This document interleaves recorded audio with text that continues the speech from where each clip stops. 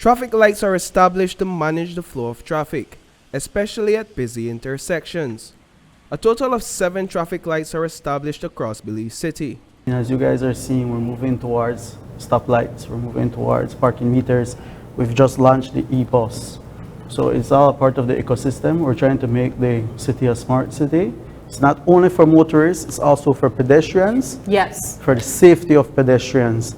The rules motorists should adhere to at a traffic light are simple. Red light means stop, yellow light means prepare to stop, and green light means go. And then there's the arrow system that directs motorists wanting to make certain turns at an intersection. It helped because whenever one section is on red, the other section's traffic can flow. So without the lights, it would have been more chaos. So the lights, do help. Share the traffic for all different directions. The areas where we see strategic stoplights is because we've had studies. Yeah. We've been out there, we've seen the traffic congestion, and that's the reason the City Council paved the way to have stoplights at these junctions. A lot of people, a lot of residents don't know that when the light is on yellow, speeding on a yellow is also a violation. The penalty for disobeying a traffic sign or a traffic light is $50. So, how many people in Belize City obey the rules of traffic lights? And how much money is the city missing out on daily as motorists violate traffic light regulations? We went out on a covert operation to investigate. We spent at least 10 minutes at 4 different intersections to capture as many traffic lights infractions as possible within that time span. Our first stop was the intersection between Freetown Road, Douglas Jones, and Wilson Streets. 2 minutes in, this vehicle speeds up at the yellow light instead of slowing down. That warrants a fine of $50. 3 minutes in, these 2 pickup trucks do the same thing. That is an additional $100 in fines. This red SUV daringly sped past a yellow light.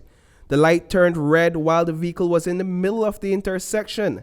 That is another $50. Within 10 minutes on this side of the intersection alone, we recorded at least 8 traffic light violations. That is a whopping $400 in fines for the city. And those violations only became more egregious at the Central American Boulevard and Neil Penn Road intersection. Within 3 minutes of recording, this government vehicle sped up at a yellow light. An SUV followed behind and barely made it across before the light turned red. That is $100 in violation fines. Here, this car makes a left U-turn on a red light to go in the opposite direction. Another ticket and fine. At least, Belize's first Cybertruck adhered to the traffic light rules. But only moments later, this city bus runs a yellow light that quickly turned into a red light. The motorcycle behind it certainly ran a red light. That is 2 $50 fines.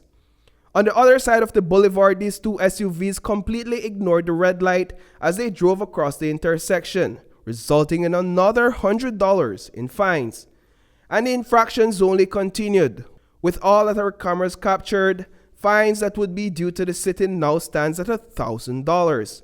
Unfortunately, no traffic officers were in sight to ticket these violators. And even though a police booth is situated at this intersection, its presence does little to stop these violations from occurring. Another set of traffic lights is situated at the Chatham Street and Albert Hoy Avenue intersection. Only a minute into us being there, and already our cameras captured a pickup truck running a red light. The driver of this white car also did not appear bothered as the vehicle ran the red lights. Risking his life, this motorcycle also runs a red light. And even at the intersection between Vernon Street and Chatham Boulevard, traffic light infractions kept occurring.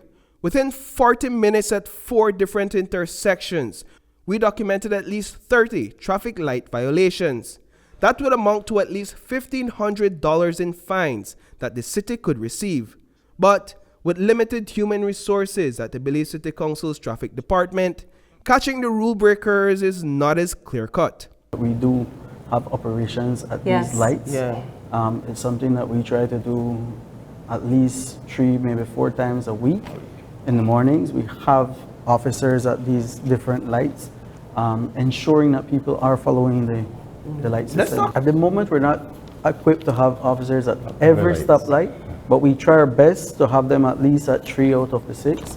sometimes 4 out of the 6 in the morning. Reporting for News 5, I am Paul Lopez.